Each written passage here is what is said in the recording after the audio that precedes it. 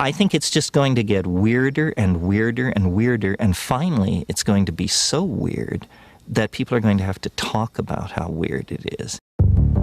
Eventually people are going to say, what the hell is going on? It's not enough to say it's nuts. You have to explain why it's so nuts.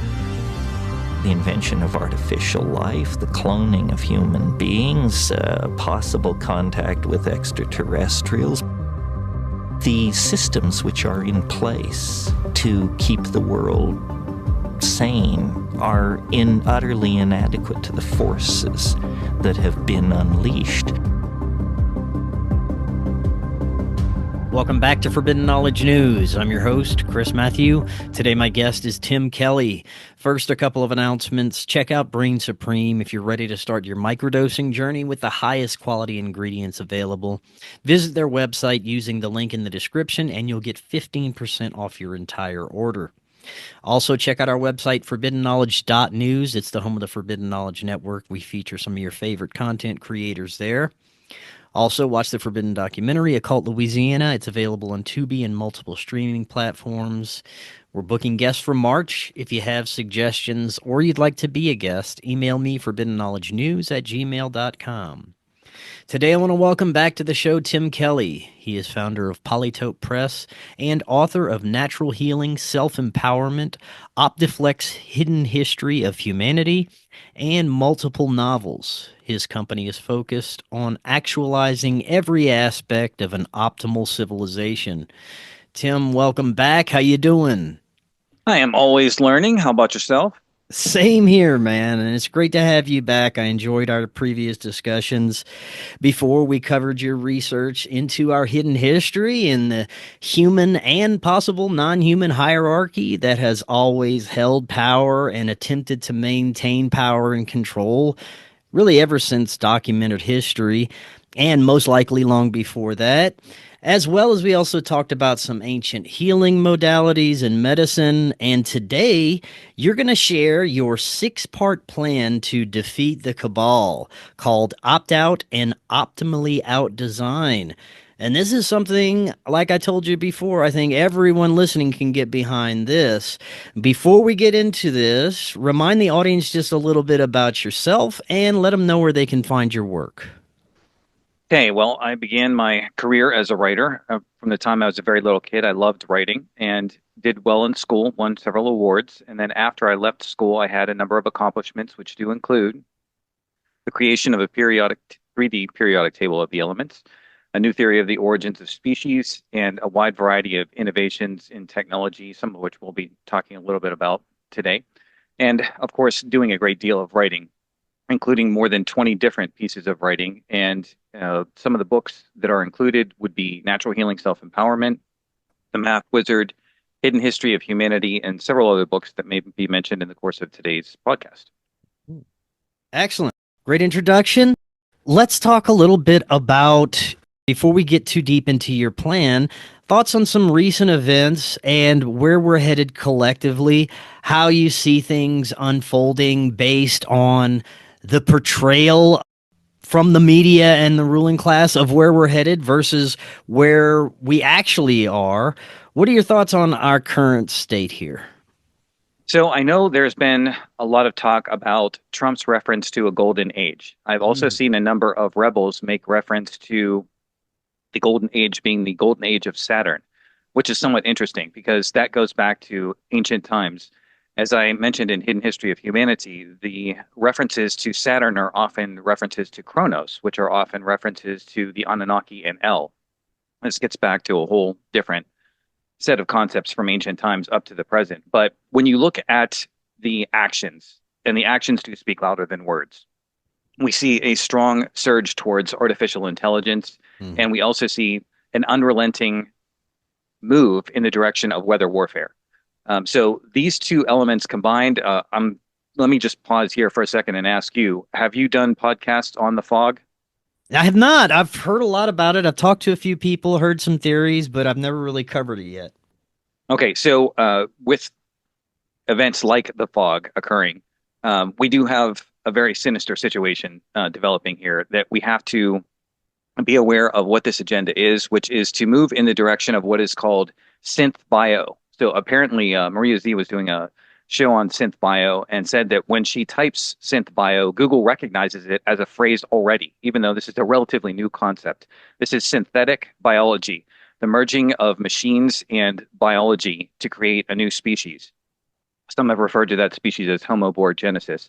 Some people say that this is inevitable, that there's nothing that we can do to stop it, but there actually are a great many things that we can do to stop it. When I hear people say things like, well, I'm not sure. Just let me use a ridiculous example. Sooner or later, everyone's going to have to cut their hands off, so we might as well just cut them off now. Well, no, that doesn't make any sense. Right. So to say that it's inevitable that AI takes over everything, no, it's not inevitable. I mean, we can stop it. We can draw lines to where AI is acceptable and where it's not acceptable. Like, for example, I do not think AI should be running hospitals. I do not think that AI should be determining what is true and what is not true. And I don't think that you should have lethal weapons in the hands of AI. 100%. I want to go back to the fog for a second. How does that correlate with this synthetic biological agenda that you were just discussing? Okay, so they've had plans for many decades for how to introduce synth bio. So if you go the route that was experimented with during the scamdemic, which was to try to create a scare to get you to go into a hospital to get an injection, that's very effective because it's being injected. A payload is being injected directly into your bloodstream. That's a very effective way of getting something inside you. But what they saw a little bit more reluctance on the part of the general public than they were expecting. So what are the other vectors for getting synth bio into your system? Well, how about you just drop it on people so that they are forced to deal with it? And the reports have come in from pretty much all over the world. We have farmers who are talking about their pets dropping dead as they're breathing in the fog. Zooming into it, you can see particulates that are in there and what all are in these particulates. We're finding that there are elements of nanotech, there are parasites, there are bacteria. They can put in the elements of synth bio, and we can inhale that and ingest that and start involuntarily becoming something that we don't want to be. One more thing about some of the recent events, your thoughts on the drones and quote unquote UAP activity. Okay, so this is all part of the exact same thing. So there's a wide variety of things going on with that. So some of it, always interesting when you have the government saying there's nothing to be concerned about here, even though these things have been everywhere. And then there are other people who are trying to say, oh, no, this is perfectly normal. And other people are trying to dismiss it saying, oh, no, those are just regular planes. You don't understand what you're seeing. Well, clearly none of that was been true. So there have been correlations between droppings of the fog with drones. So some of the drones are actually releasing the fog. So we do know that. And then we've also had some strange reports of heat elements. This is like, I don't know, low-grade thermite that is being dropped on different places. Now, if you look at what happened with LA, I mean, I don't know how you could look at that footage and think any of that was even remotely natural. If you see the drones, actually, that were going over the area to review the wreckage after it was done, the homes are flattened and the trees are fine. So, I mean, what in the world could be going on there? At Dane Wigington's Geoengineering Watch website, he talks about an incident where it was caught on tape that a home was catching fire from inside the home, not outside. So we do know that you can send EMPs to smart meters and they will spark and they will catch fire. So some of that is going to be directed energy weapons that are igniting different forms of technology. Of course, we've seen the horrors of lithium batteries in the electric vehicles that can catch fire. So you can pulse those things and you can start triggering fires that way. And of course, if you have drones with EMPs, they can do a wide variety of things and they can be part of the weather warfare and manipulation. Like a lot of people were talking about the Santa Ana winds. Is it exactly the Santa Ana winds, or are these wind gradients that are being enhanced by drones? So there can be a wide variety of things involved, including Chinese spying, which some people have said, could be Russian spying, could be any number of things. But we also know that the technology does exist to knock these things out of the sky. I mean, I've seen the footage of the tests that have been done to knock drones out of the air. So they could knock them out of the sky, but they just seem to have no interest in doing that. So I do think that there's a multitude of agendas. Not all the drones are the same. I don't know about that recent report that I heard of someone saying that they saw an orb morphing into a physical drone. I have no idea about that. I've heard this too, yeah. Okay, so someone said that. But in any case, I would not like to see the sky filled with drones on countless missions. I don't think that that's the healthiest way to go.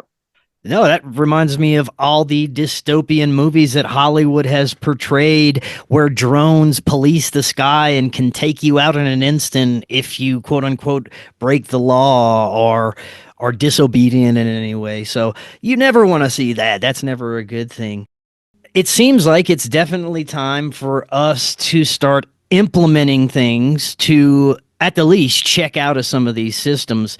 And I've done shows about this before. And I'm really looking forward to what you have in store with your 6-part plan. Some of the things discussed here range from the simplest of things, just not participating with anti-human agendas. Don't keep feeding the machine. Don't vote for these parasitic lizard people. Don't keep poisoning yourself with the poison they offer, and try and be as self-sufficient as possible. Those are some of the few simple things that we can do, but I'm sure there's many different levels to be explored, and I'm definitely interested in hearing what you've come up with. So I think you start at the beginning by understanding the nature of your enemy. And I think when we understand them, they're not really bullies as much as they are parasites. So that's a very important insight. They need us. We do not need them. Okay. They're not going to survive if we are gone. That's why their plans always talk about 500 million people left, because if they wiped out all of us, then they would have to do work, and they don't want to do any work. So they are fundamentally parasites. So how do you get rid of parasites? I think that nature itself has taught us the ultimate strategy for getting rid of parasites. Don't be a host that is suitable to a parasite. So this applies on multiple levels. As an individual, this applies to health, where if you create the right terrain inside your body, you will not be host to parasites because parasites won't want to attach to you. And then you go beyond that to a community, where if your community as a whole has integrity, working with nature as opposed to against it, then the parasites want nothing to do with you. We've talked about and several people have talked about the spiritual aspects of this, how sadness, anger, fear are emotional states that negative entities can feed off of. Well, obviously, if you're an incredibly positive person, then you're not giving off any energy for a spiritual parasite to attach to. So we want to stop these parasites. Now, when you think about warfare, there are two classic ways of going about warfare. The first is combat or violence, and that's the part that most people are familiar with. But there is a second method of warfare, one that is actually more effective than combat or violence. And what is that? Cutting the supply lines. If you can cut the supply lines of your enemy, they have no way to replenish themselves, they starve, and they lose the will to fight.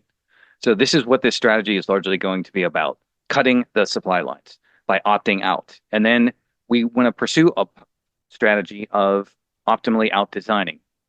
When I was a kid, I remember thinking about a lot of reforms as a teenager that I might want to implement. And an older guy said to me, you should work within the system.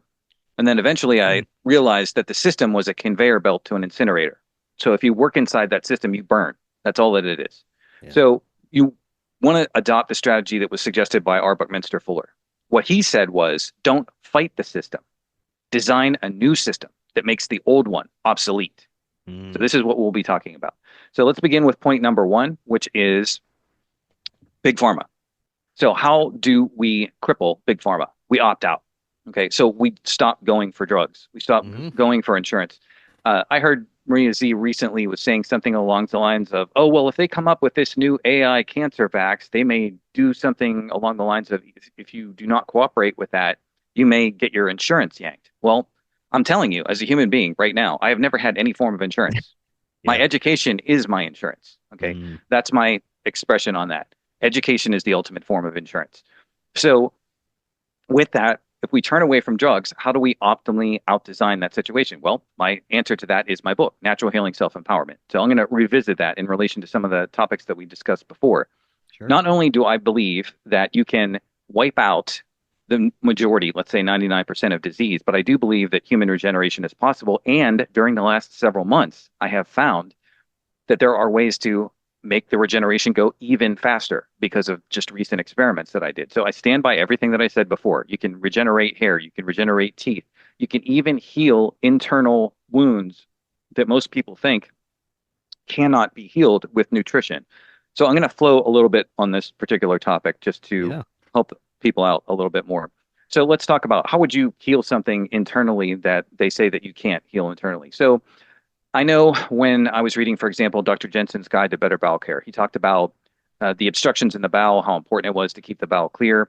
And a lot of people would find that their bowels were obstructed and there seemed to be no way out except for surgery. So they would carve somebody up and carve out the part of the intestines that was blocked and then repatch what was left back together. So now somebody has a shorter intestines. But what else could you do? You could do a colon cleanse. Okay. And then you flush all of that garbage out and you don't have to go through surgery. Liver.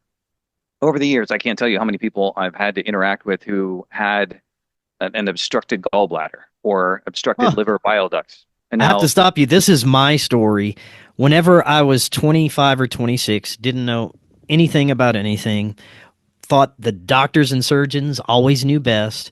My surgeon suggested that I get my gallbladder removed because it was only going to be downhill from there.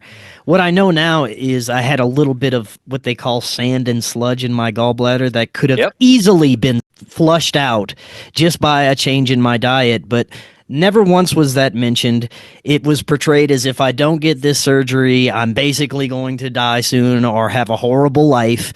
And it caused more complications and problems after than it ever did before. So this is a perfect example of how they deceive you to get you sucked into some of these surgeries and medical procedures.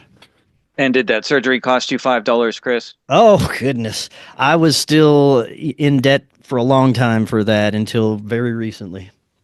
So the gallbladder can be cleansed as well as the liver itself through a liver cleanse procedure, which is described in my book. There's a link to doing that on the web. It's cost effective. You go to the grocery store, you get the items that you need, you flush this stuff out. So my colleagues had run into a woman who was running a storage facility and she was about to go in for surgery. And they said, "Hey, have you heard about the liver cleanse procedure?" She said, "No, I haven't heard anything about that." So she did the liver cleanse procedure, surgery avoided. She's perfectly okay, perfectly fine.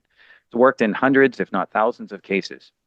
So kidney stones, so whatever the procedures are for the hospital for kidney stones, those too can be removed as well. Now, ulcers are, of course, a internal tear that leads to bleeding that can also be very dangerous if not healed, but nutrition can heal those as well.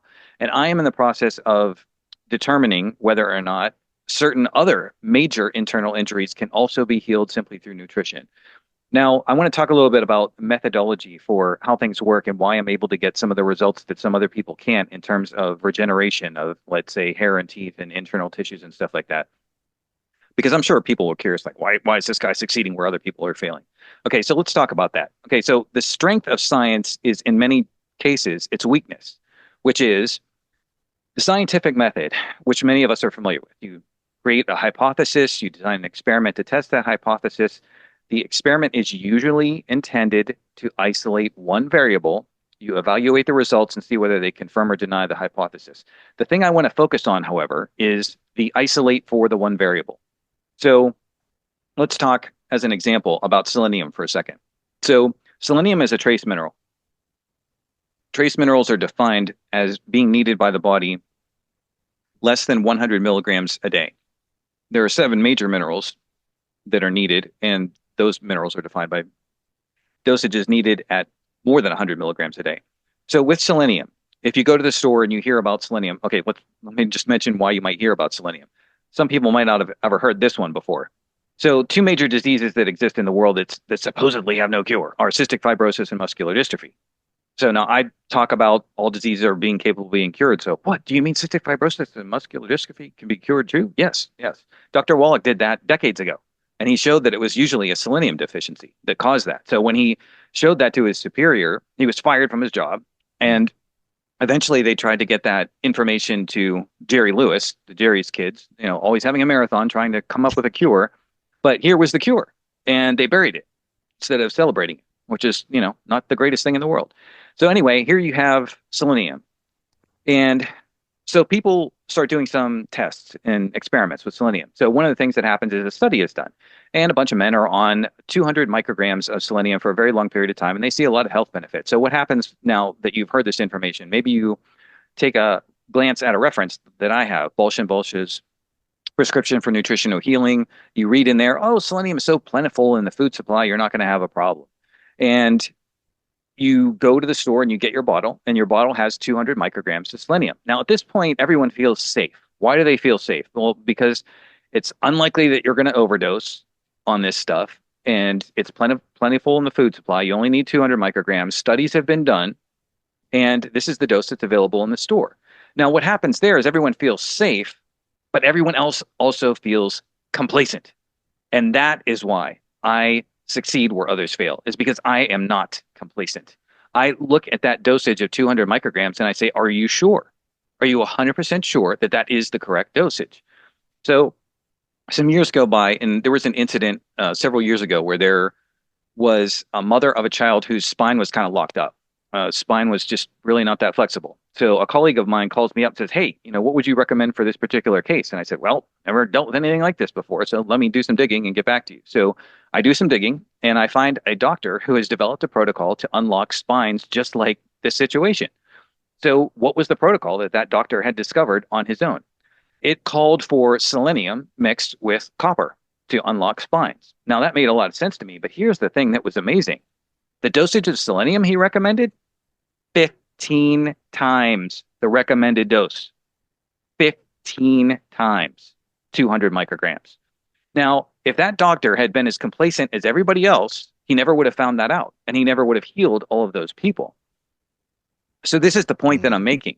There are a lot of people out there who are complacent. A study was done. Okay, that's great that a study was done, but did it get us to the point where we have the results that we want? If not, maybe you need to do more digging.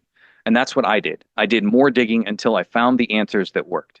So in relation to a lot of these protocols then, in isolating for one variable, here's the thing about real life. You can keep isolating for one variable and pat yourself on the back when you do that.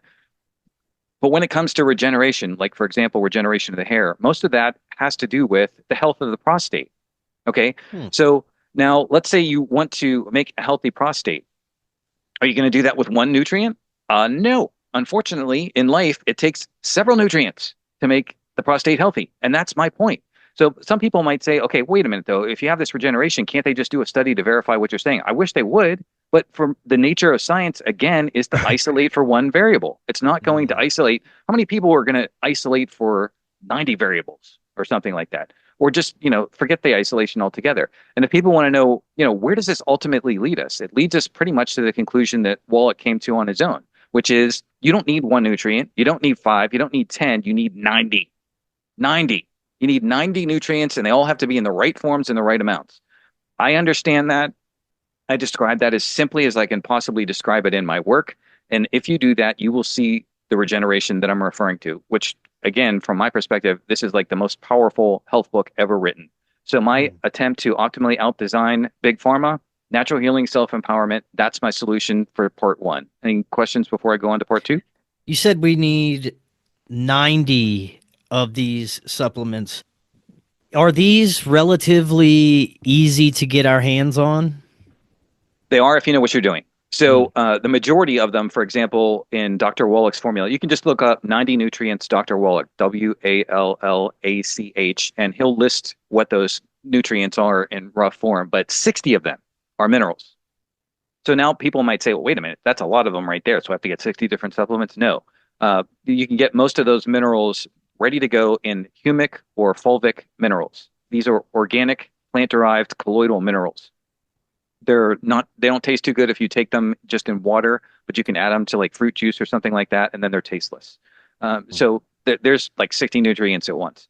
But I do think you have to be aware of what you're doing when it comes to the major minerals, what form those are in, what amounts those are needed in, and some of the more prominent of the trace minerals. There's a lot of subtleties with that. And then with vitamins, there's also dosages that I'm finding you have to be aware of. Like some of the dosages increase as you get older. If you haven't been paying attention to what you were doing, you're going to need larger amounts of certain vitamins than when you were younger because you've just become depleted over time if you haven't been living in harmony with nature that whole time.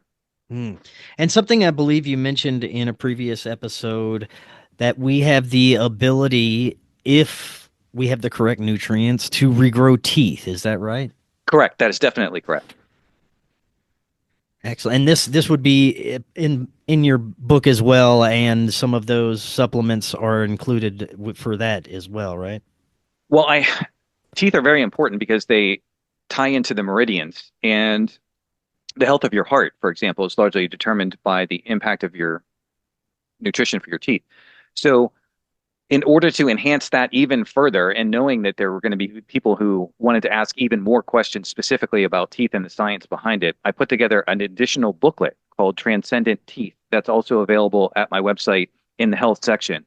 So the purpose of that booklet, for people who were wondering, like, why did you write an extra booklet? Well, I knew that some people were going to want to know exactly what the science was behind regeneration. So I didn't have time to do that in the health book proper. But what I did in Transcendent Teeth is I gave you the studies so that you can see exactly what the studies showed for specific nutrients. And then there's additional links to back up some of the nutritional points that I set up in the intro to review all of that so that you can go and verify all that information for yourself. So after we take care of big pharma, we have education, big education. So our mind control begins with the educational system. So we have to, how do we get rid of that? Well, we have to opt out of it. So I know that Stu Peters on one of his shows was saying, you know, well, why should we leave? Why should we pull our kids out of the school? We should fight for the school boards and stuff like that. Well, it's difficult when elections for school boards are rigged. And the other point that I would say in relation to like current events, I know some people were talking, for example, about dismantling education at the federal level and letting states have their own ability to go back to doing what they want to do. But even if we get rid of, I don't know, drag queen story hour or whatever they're doing in the schools and all the pornography that's being exposed in grade school and stuff like that, and we go back to where we were, are we really in the best place? Do the statistics show that our literacy and our mathematical skills are tremendously high and have been high for many, many decades? No, they do not. There has been what's called the deliberate dumbing down of America. There's actually a book with that name. Farrell has a book called Rotten to the Common Core. You see the history of people like John Dewey, who was involved in education for a very long period of time, and his understanding of the human being was pretty corrupt and bizarre. A lot of people had a Pavlovian understanding of education, that all you have to do is give them a stimulus and people will respond the appropriate way, and that's the ultimate goal of education. Well, if that's the ultimate goal of education, I don't want to see education go back to that. I want to see it be better. So How do you optimally out-design that? Well, my solution is at my website. So in the science section, there's a sketch called Optimal Education. It's a free article. It shows topics that would be discussed from grade school all the way through 12th grade. And in relation to textbooks for that, I actually have a bunch of textbooks all ready to go. So a recent edition, Vital Vocabulary. I put that at my website as a little mini booklet, gives you more than 100 root words to help you dissect words back to their etymology and derivation, makes you more powerful with language. Of course, for math, I have the Math Wizard. And I would just say on the Math Wizard, the Math Wizard isn't just like, you know, boring, deep technical math. It shows you how to do basic math more easily than you've ever thought it could possibly be done. But in addition to that, it shows the practical applications of math to real life and realizing goals like freedom. So for example, let's talk about a house. Okay, so if you want to build your own house and you want to have a foundation for that house that helps the house stay up, right? You would need to do some math for the foundation of that house. And I introduced that math in the Math Wizard. All right, now let's say you want to put a roof over your house. Well, you calculate stresses in what are called roof trusses. And if you want to build a bridge, you have a bridge truss. Now, how do you make sure that the roof truss can handle the stress or the bridge truss can handle the stress? Well, you use math for that. And I show you that math in the Math Wizard. So that's what I'm doing in the Math Wizard, is giving you not only easier ways to do fundamental math, but you learn things like mechanics. I sometimes call the Lohr equation, the simple equation of mechanical advantage. This is what you use for the 6 simple machines. And then, of course, from the 6 simple machines, you have the compound machines, which combine the simple machines. So, like, for example, a drill can be a combination of a screw and a gear. So you learn these skills to empower yourself in the direction of freedom. And I believe that ultimately, if we're going to improve the educational system, we have to ask ourselves the question, what is the goal? So the goal for many people is to get a high-paying job. Well, that's not the goal that my educational system would be oriented toward. My goal would be to orient education towards an independent homestead, so that when you graduate from 12th grade, you know exactly how to go out, get land, build your own house, make it work in harmony with nature, and you are free for life. You can now do whatever you love to do all the rest of your days. So That to me is an optimal educational system. And again, everything has to be based on what I call a pro-world model. So in my fiction, I make a distinction between the pro world and the con world. The pro world consists of those who want to work with nature. The con world consists of those who want to work against nature. And most everything that we're being taught is to work against nature, that you should conquer nature, beat it, defeat it. I sometimes equate this to trying to defeat your own mother when you're an infant. It's a stupid path and it's going to always lead to failure. So in any case, the optimal educational system would be along these lines. And I don't just support my own textbooks. There are many other excellent textbooks out there. Some of the ones are, The New Way Things Work by David McCulley. It's an excellent book for machines and how to work with machines. There's books in engineering like Structures or Why Things Don't Fall Down by Gordon. I'm not an engineer, but I've learned from people who were engineers. Donald Norman, The Design of Everyday Things. Daniel Brandt, Metallurgy Fundamentals. I mean, there's a whole bunch of different basic books that you can learn to empower yourself so that you don't have to waste your money on loans or parasitic insurance companies and all of that stuff further defeats the cabal. So that would be step 2. Right on. And you mentioned how talking heads say things like we have to rebuild it or we have to take it back and build back better. All these things of taking something that's already existing and reforming or rebuilding it, which we know if it's built on a shitty foundation, it's always going to come crumbling down no matter how you rebuild it. So I like what you said, that we have to fundamentally rethink these systems and start from the ground up. Absolutely. And again, I think that the pro world versus con world model is the heart of it. I mean, we have to learn to work with nature. And I will be returning to that concept when I get to the government part.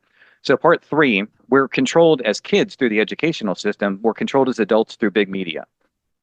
And how do we stop big media? Well, we're doing it. We're doing it right now. I mean, we've seen this proof of the effectiveness of this strategy during the last several years. MSM is plummeting. I mean, its ratings are all-time low. Why are we having this conversation right now? Because podcasts have surged in popularity. People are no longer as interested in the MSM as they were. As the legacy media falters because people were sick of being lied to, they move away to alternative sources of information. Now, how would you optimally outdesign that? I don't have a solution ready to go for that right now, but I can describe to you what it would be like. It would be a pro-world model. So in relation to the news, one of the things that we see are, first of all, the presentation of dubious data. So these could be studies, polls. Like, for example, during the last presidential election, polls kept saying that Trump and Kamala Harris were dead even. Now, I don't want to comment on the merits of either candidate, but there's like no poll in the world that would have possibly shown they were dead even. Right. We know those polls were faked. The Trump was way ahead. Okay. So when you do studies and when you collect data, there's a right way and a wrong way to do it. So there's a book on this called Tainted Truth by Cynthia Crossan. So examples of some of the things that can go on in relation to studies. So I mentioned my work in health. So one of the things that happens in health is that there are natural approaches and there are drug approaches. And how are statistics manipulated there? They're manipulated very easily. So one of the things you learn about working with nature is that nature tends to work relatively slowly. When you work with drugs, drugs tend to work very rapidly. So what will happen with statistics there? Someone uses a natural method, and let's say they just get started on a natural method. 24 hours later, they're dead. Okay, now this would be after, I don't know, 7 years of working with allopathic drugs, and they start one day on the natural method, they're dead. And of course, what does the medical community do? Oh, natural methods don't work. I mean, look at that. We've just proven that. Now, meanwhile, they were the person who killed the guy in the first place with all the drugs they put into him. And as I said, nature tends to work slowly. You have to give it a little bit of time to work. Now, what happens with the drugs? So somebody takes drugs for a while and they die. And then what do the community say? The exact opposite. Oh, well, the drugs didn't have enough time to work. Well, the drugs work rapidly, though. So why didn't they work rapidly in that case? So this is how statistics can be manipulated, leading to Mark Twain's famous joke. There are lies, damn lies, and then there are statistics. So you have to be aware of that. And that when you're offering news to the people, you have to respect how the data is put together. In a poll, polls can be put together the right way. They can put together the wrong way. When they're put together the right way, then they're valid and useful. And when they're put together the wrong way, they're meaningless. And what we've seen also with the news, so many times when people talk about the news, they talk about objective. We want to be objective. We want to present both sides. But there's more to it than that. You know, when I think back to a time period where I was watching Fox News for a while, one of the things that just was an eyebrow raiser for me is the number of stories on flags that fell down. So there'd be a flag that fell down, and Joe Bob went out in the rain and he picked up the flag and he stood it upright. Now we're going to have a long interview with Joe Bob. And I was like, okay. So, you know, then we have 10-minute story about how Joe, you know, got outside and got his feet wet and stuff and put the flag back up. Well, Right. you know, you've just used up 10, 15 minutes of news time. Now, when I look back over the last several decades, and I look back on a book like Suppressed Inventions and Other Discoveries by Jonathan Eisen, that has a bunch of vital information that people still don't have to this day. So what you choose to view as news and put on the air is a form of showing your soul, your principles. Okay, what information do you think is newsworthy? I mean, there's so many things that have happened that were of tremendous newsworthy value. I mean, why wasn't David Martin's testimony all over the place on the news during the last several years? He had more valid information than almost anybody. Or Dr. Brian Ardis, who was talking about the snake venom in the water supply. These people could have been on mainstream news, but they weren't. So it's not just a question of being objective. It's what is the soul of your news network? Are you trying to work in harmony with nature? Are you presenting the public with the best possible information, or are you not? So if there ever is to be a worthy news outlet of some kind, it would have to be on this pro-world basis of working with nature and not working against it, and reporting the news accordingly. And I already see people starting to work towards this ideology, this pro-world ideology, even without being aware of it. If you're already becoming aware of some of the fundamental problems and you are participating with some of the information coming out of the alternative viewpoints, then you're already starting to adopt that a bit without even realizing it. And I know many people who are applying this to their business models, to what they're doing with their production, their media companies and things of that nature. So it's already starting, and I think it's kind of like a 100th monkey effect.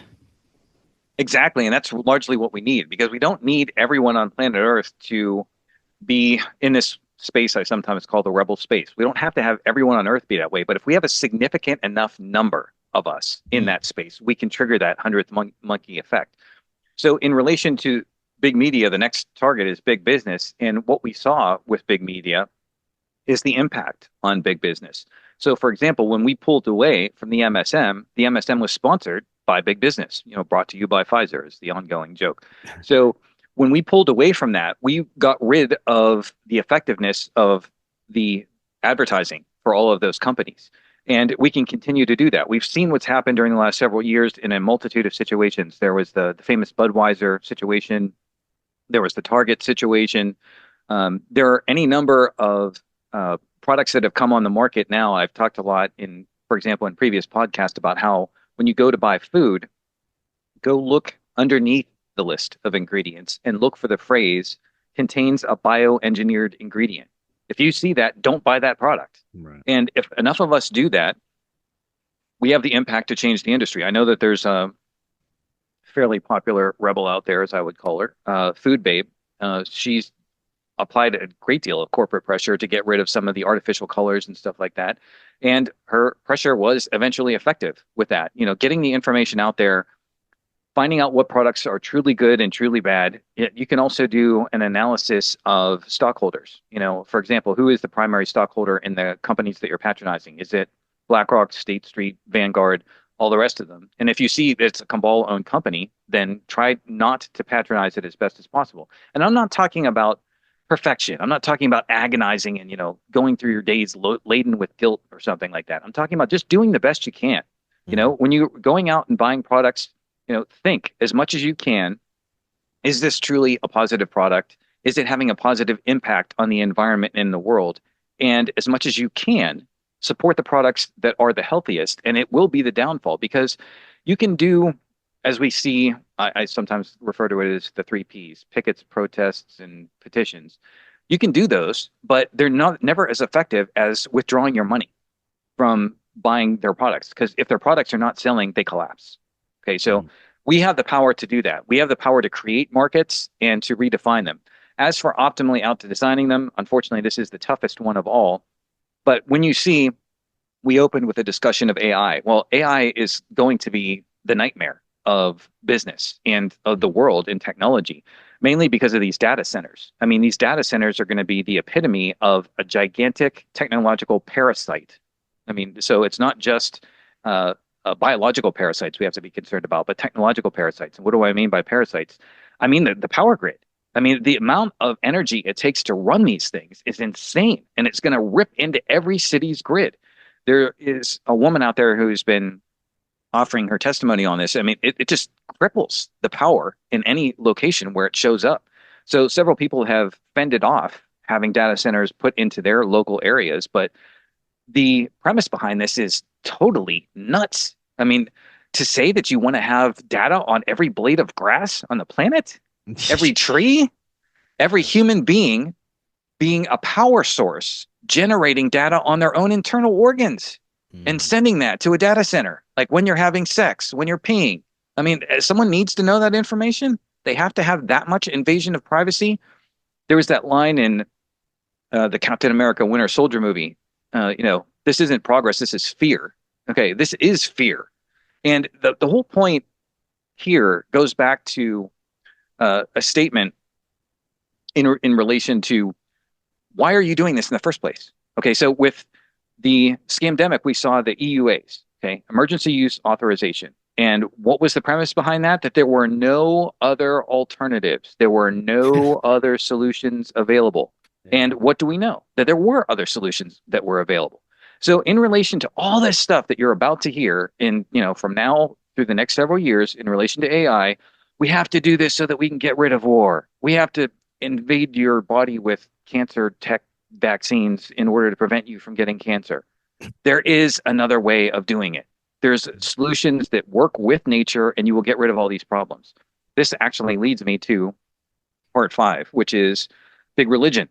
Okay, so I think that we do have to be concerned about big religion. Now, I know that my views on religion are probably not super popular, but if you go through hidden history of humanity and you look back to what religion has done, when you look at the Crusades, when you look at World War II, when you look at people fighting each other in the name of God, when you look at the child sexual abuse, you're going to watch movies like Spotlight to talk about the child sexual abuse that has gone on in the church for a very long period of time.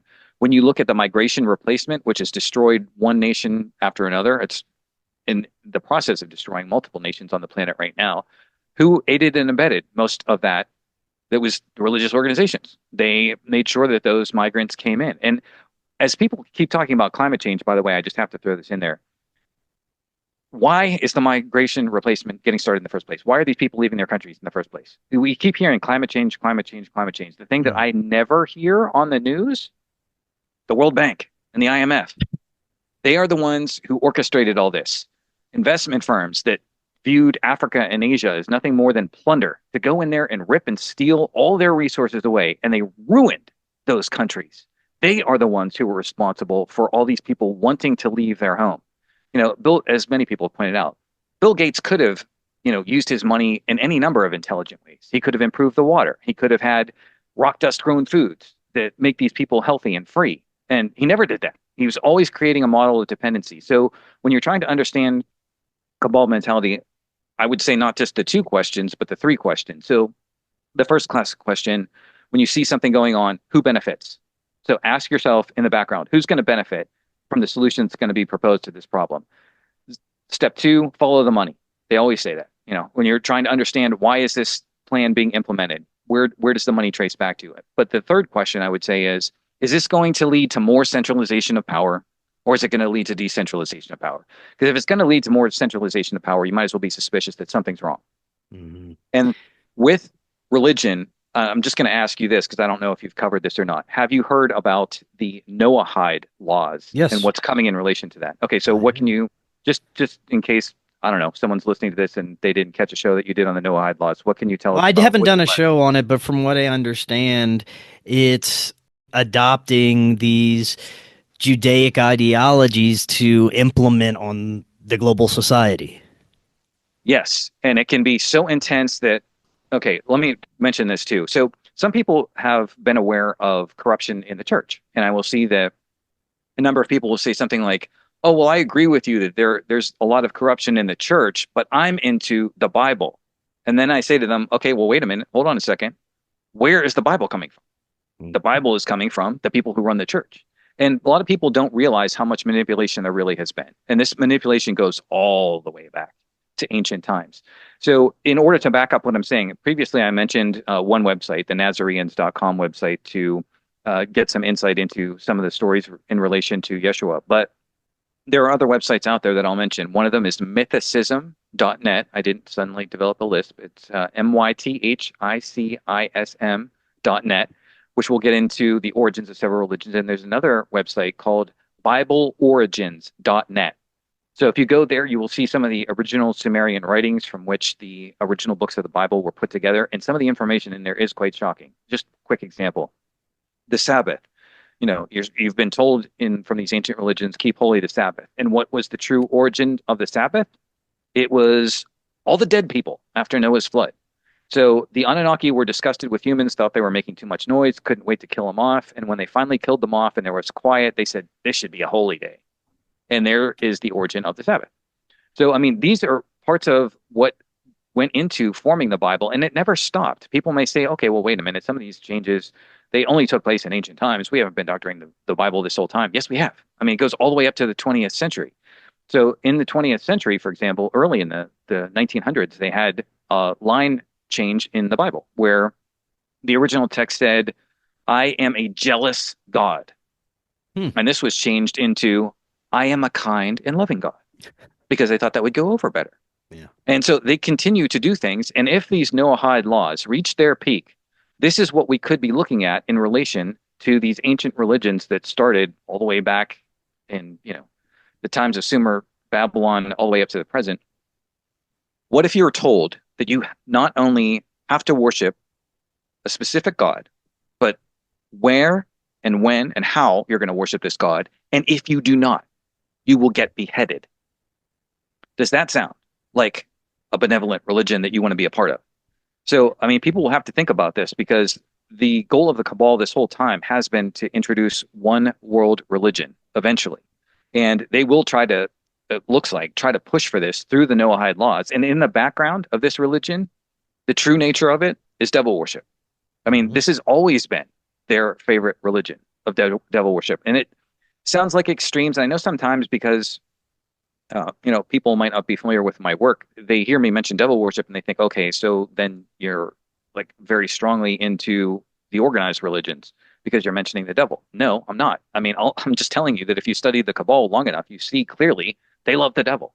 Yeah. And my optimal out design for this is actually along the lines of the Math Wizard, which has a 7-step path to enlightenment, where you grow closer to nature. What if we look at studying the creator through creation? So getting closer to minerals, to plants, to animals. So that way we start becoming closer to the creator. We develop our own individual spirituality where we don't need to consult an organized religion to know God. We consult creation itself and we look within. I thought I would just toss this in here as part of the introspective process, because it's probably not going to benefit everybody, but like maybe 1 in 100 listeners, this might be of benefit to. There are mystical abilities that we all have, and most of us don't tap into them. And for whoever this may benefit, I will tell you a strategy that you can use to start tapping your own mystical powers. I call it astrokinetics. So this worked for me fairly well. And this is to trigger out-of-body experiences. I suggest you always be a very positive person when you try to do this kind of thing. So what you do at night, right before you're about to go to sleep, when your brain waves are dropping in frequency, you can engage in this process of astrokinetics. So when your body's lying very, very, very still, I want you to imagine doing jumping jacks, but vividly imagine doing jumping jacks. Don't move your arms. Don't move your physical body in any way, but move the energy of your life force as if you're doing jumping jacks. So if you do this consistently enough, you will eventually trigger what I call the ghost waves. This is a vibration that starts in the brain and is a precursor to an out-of-body experience. And if you do that, you can separate your soul from your body and you can project yourself to where you want to go. So before you even trigger the ghost waves, have an idea where you want to go. Maybe you want to have a chat or with an advanced spiritual being, or you just want to go somewhere and have a certain type of positive experience. Focus on that and start tapping into your ability, and you'll realize that these are things that we could have been taught and probably were taught in the original Atlantean seven-step path to enlightenment, because I strongly believe that they were triggering out-of-body experiences routinely back then for the highest level adepts. And you can start knowing God as an individual, instead of consulting some external authority who has to tell you, get on your knees now. I mean, a lot of people may not be aware that Islam has an etymology, which means I surrender. I mean, is that really the way that you want to look at life in terms of surrender, submission, constantly being on your knees? And if these people are such experts on God, why are they not giving us? Why are they giving to us? Why are they constantly taking from us? Why do they constantly have to ask for donations? If you can associate with people in a belief system where everyone can share without one group constantly demanding things from another group, that seems a lot healthier to me. Because as I point out in Hidden History of Humanity, who is one of the largest landholders on the planet? Religion. And why do people need freedom so badly? Because they don't have land. So if we can take control of our land and be free of big religion and go on a spiritual path along the lines of the Math Wizard and the seven-step path to enlightenment, I believe that would be the optimal out design for that.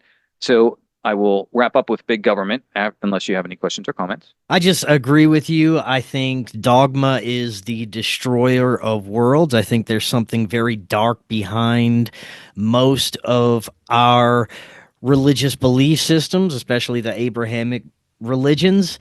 And I'm not saying that God is evil. I just think that what we've been shown to be God is not the ultimate source, benevolent being, the real quote unquote God.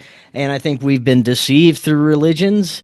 And I think what's happening now, and what more and more people like yourself, like myself, are becoming aware of, is that we need to stop relying on these outside quote unquote intelligences and angels and beings and politicians and global leaders and quote unquote experts to tell us how to live our lives, how to worship, how to eat, how to breathe, and become self-sufficient and just know how to do these things on our own. So this brings me to a very important point. So with Christianity, sometimes when I see a lot of zealous Christians, I am tempted to just go back and double check some of my own sources on things. So I was looking at the Gospel of Mark, and one of the things that's in there is repent. I mean, and I hear this idea constantly up to the present day. There's a whole bunch of people right now running around saying, repent, repent, repent. Mm-hmm. Get rid of your sins and get yourself right with God and stuff like that. But one of the more interesting things looking back over the history is, what is our goal? Is our goal to have an ideal society of human beings? And if it is, who's come closest? Has there ever been a collection of religious people who all got along extremely well with each other and created a utopian society? And if we ask ourselves that question, who has gotten closest to the ideals that we all dream about? I find it very interesting that when we look, we do actually find answers for that question. And the first place that we're going to find answers is Weston Price's epical book, 1939, Nutrition and Physical Degeneration. Because what he showed in that book were very rare, but there were ideal societies in different places. They were isolated villages. One was in the Swiss Alps. Okay, so what happened in the Swiss Alps? All these people were healthy. They were eating healthy, natural foods. They were in isolation. They were happy farmers. They had no criminal justice system. They had no need of one. Right. This is also true in several other places, including the Inuit, formerly the Eskimo. No criminal justice system, no need of one. And then can we translate that all the way up to the present day? Yes, we can. Because as I mentioned in Natural Healing Self-Empowerment, look up, if you can, the Appleton, Wisconsin school study that had every negative behavior that you can think of in an urban setting: truancy, violence, teen pregnancy, all suicide, all of it, depression.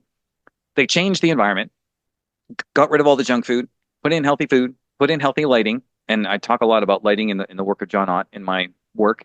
Lighting influences health, and both physical and mental. All the negative behavior vanished. So there we go. We just transformed a completely negative environment into a positive one. Do you want to pay attention to information like that, or do you want to ignore it in favor of religion? And the UK prison study was similar to this. This is where they introduced healthy nutrition to a criminal environment that was in a prison. And the recidivism rate dropped 26%. Then they didn't even know everything about nutrition that I know. So who knows what would happen with that? The point being that if we want that optimal society, it's about reforming the environment. And if you can repent all you like, but the point is, why do you sin in the first place? Isn't it most of the time because the environment is so negative? If you're living in a positive environment where all your animal needs are met, and I talk about the 10 basics all the time, and I'll talk about them right here: water, sanitation, food, shelter, power, heating, cooling, lighting, telecommunication, and transportation. If all of those are optimized in your environment, you're probably not going to sin in the first place. So it's less important to repent than it is to build an optimal environment where people are just going to naturally behave well. Our default behavior is actually positive. That's why the cabal always tries to lure us with positive things. Like, for example, during the scamdemic, it was, well, you may want to do this for yourself, but what about hurting your grandmother? I mean, if we were evil people, they wouldn't be talking to us like that. But because we're compassionate, they talk to us in that way. So we can develop our positive nature as much as possible if we move in that direction. So that brings us finally to big government. So how do we opt out of big government? The first aspect of opting out of big government is don't fund them. Okay, so how do you not fund them? Well, there are three things that, I don't know, maybe only a few people participate in this, but they're called treasury bills, treasury notes, and treasury bonds, where people buy stock in the government in the hopes of getting a payoff later. Don't do that. So you can decrease your tax liability. So how do you do that? You can look up places like Freedom Tax Law. It's a website. Minimize your tax liability so you're not giving them as much money, and then don't participate.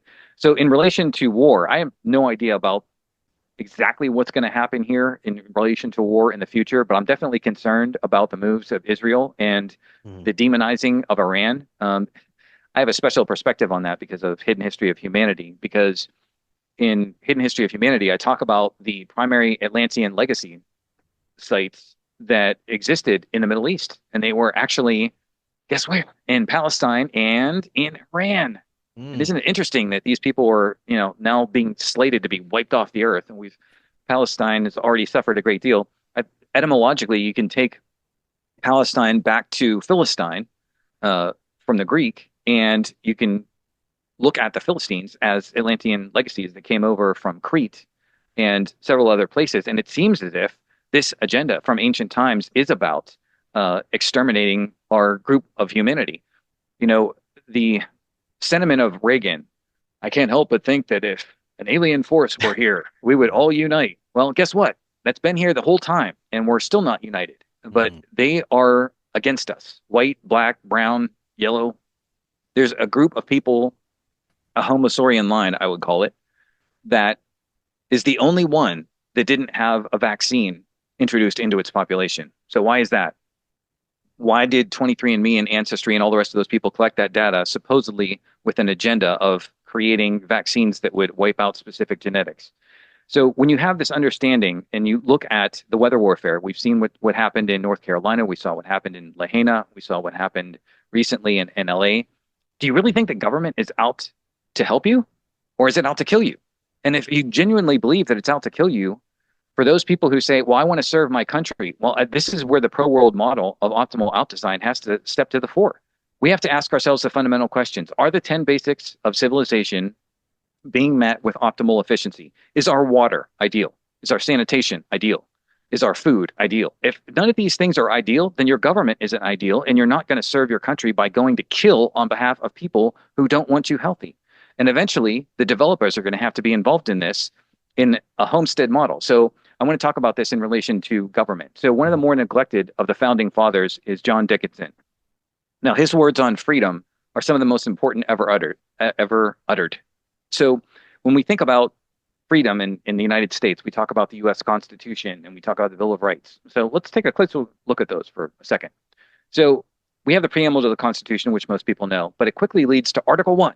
And what do we get in Article 1 after this long speech about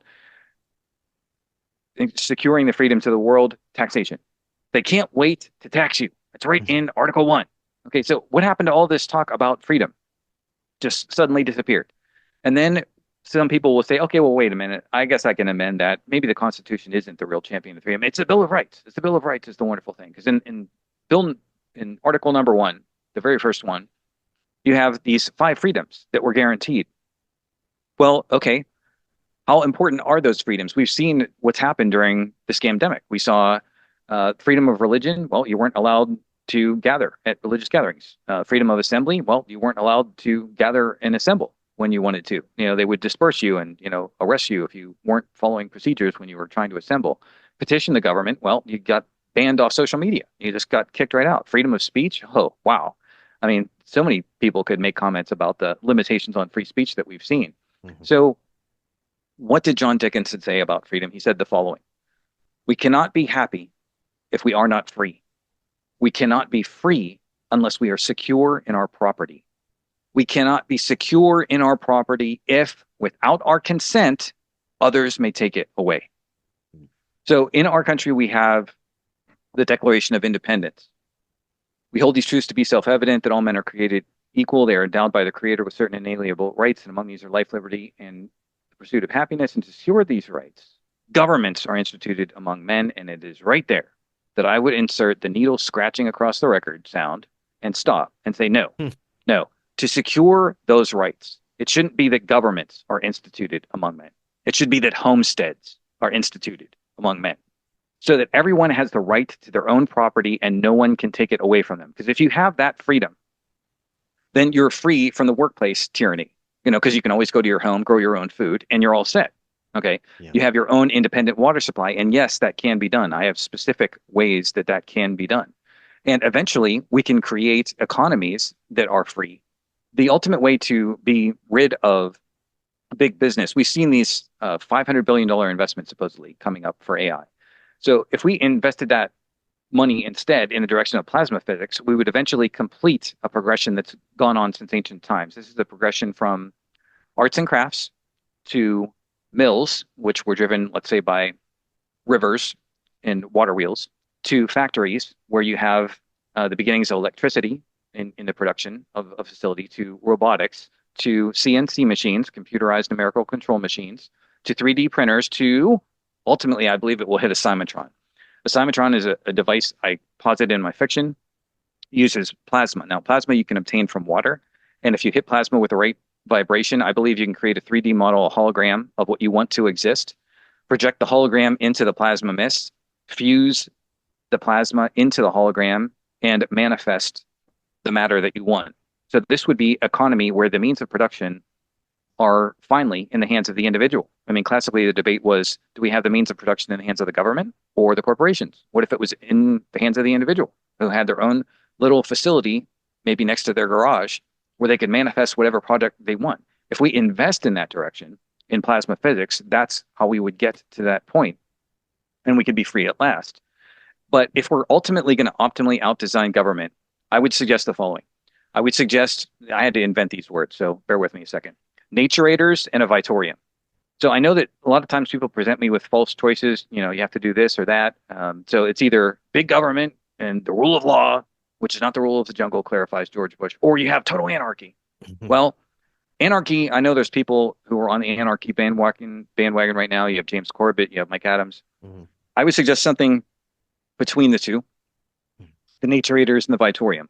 And what the Naturators would be experts who are skilled in coordinating the relationship of a society to nature. So you have to provide water for your society, right? Do that in coordination with nature. Work with nature, don't work against it. And do the same thing with sanitation, food, and all the rest of them. Then the Vitorium is a place where you keep statistics with your focus constantly on life. Primarily 3 aspects of life: infant mortality, morbidity, and lifespan. In relation to the 10 basics of civilization, how are you meeting these needs in such a way as to optimize all human life? You have a building which has expertise in all the 10 basics of civilization, how an independent homestead can meet all the 10 basics of civilization and do so in such a way that life is promoted. So with big government, they have these classic 3 distractions. You'll see them in every political debate, and everyone somehow thinks this is original, but whatever. You have jobs, taxes, and wars. So you have a political debate, say, what are you going to do about jobs? And then they have blah, blah, blah, blah, blah. What are you going to do about taxes? Blah, blah, blah, blah. Switching gears, and you're not switching gears at all because you're stuck in reverse in all cases. But what are you going to do about the wars? And the answer to those questions, I can just give it to you right now. Get rid of all 3 of them. Because, none of them should exist. We shouldn't be doing mindless tasks for soulless corporations. That's not what we're here to do. We're here to meet the 10 basics of civilization and execute those tasks with great efficiency and skill and art and love and kindness and decency. If we do that, then we have a different model of government. Okay. And if we move in that direction, we would have a pro-world Vitorium instead of a government that is ruling by so-called rule of law. Because if the Cabal is running the government, then when they write the laws, those laws serve them. They do not serve us. So it's not this great triumph that we need to have all these laws in the first place. I believe we should not be governed by the rule of law, but guided by harmony with nature. And that would be what a Vitorium does. 100%. And one of the things that I'd add is something I did a while back is get as far away from a big city as possible. I'd still like to get more rural as far as where I'm living, but I think that that's a huge step for people to take is get out of any big cities. There's a huge move to further implement a mass surveillance state, especially with the moves this administration is making. A lot of people don't hear about it, but it's happening. I think the big cities is probably one of the worst places you can be if you're an aware person. And we have to watch out for the strategy because the bad guys know that if we become independent and have homesteads that are outside the big cities, they have strategies waiting. And that's what these drones and a lot of these space-based weapons are for. You have a thriving community that is outside the big cities, they're going to try to burn you out. Right. They're going to try to start setting the fires. You were asking at the opening about some of the drones, and I was mentioning a little bit about the thermite stuff. So apparently some of these things, when you, for example, drop aluminum can trigger fires when it's pulsed with certain weapons and stuff like that. So basically they're seeding fires. It's like placing accelerants on the ground to burn people out of an area where they could be free. So I think in relation to the big weapons, which I know is a great fear that a number of people have, I'm not going to necessarily recommend that we focus on the big weapons and then trying to out-weapon the big weapons. I think it's much more effective to get to the heart of the matter, to reach out to our fellow human beings and say, is this really where you want to go? I mean, do you really want us all dead? Do you really want humans to no longer be human, to no longer have a soul just for the sake of running a little bit faster or thinking a little bit more quickly? And do you really not understand that the paradise that we've all sought is now possible if we just work with nature and use insights that we already have? There are only a handful of governments on the planet, maybe Hungary, maybe El Salvador recently. Romania came close and then had it yanked away just like France did. But we're seeing what's happening now in the EU, where Germany is getting ready to pull out. That's the largest economy in the EU. If they pull out, that's going to be a big blow to the globalist plans. France is getting close. Britain had its Brexit. And I'm not saying that all these things are going to be 100% positive. I know in Canada's case, they may put in a WEF puppet in place once Trudeau's gone, whatever. All I'm saying is that the consciousness is changing. People are catching on that the farmers are rebelling. They want to get the food back. People want to have independent food supplies. But if we're going to get to this point, we do need somebody to finally get it, that this isn't going to work, that we're all going to die if we stay on the trajectory that we're on. Declare sovereignty. Start working with nature. Start building that example of a positive community because, as Thoreau says, as long as there's some goodness somewhere, that will leaven the whole lump. So promote that pro-world model somewhere, create some isolated sovereign community that is setting a better example, and that could impact the whole world. Till then, I'm just going to share the concepts of how to do it and see if anyone cares. Right on. I love it. This is fantastic information. We're definitely going to have to dive back in and keep exploring some of these possibilities. Thank you again, Tim. Before we close out, remind the audience how they can find all your content. So if you use the Google search engine for now, just type in the company name, Polytope Press. Polytope is Polytope space press. And you can find the links to all of my books, including Natural Healing Self-Empowerment, Hidden History of Humanity, Math Wizard, and a lot more. And I do encourage people to visit. Let me know what they think. There's a lot of free material there, including articles and the recommended reading list. And you can learn a lot of things without spending any money if you like. And it is encouraging to me to hear from people that are making their lives better. So I do encourage you to communicate. Awesome. Tim, thank you so much. Fantastic stuff. Like I said, we'll be doing it again soon. And until next time, everyone, have a wonderful evening. We will talk again on Monday. We'll see y'all then.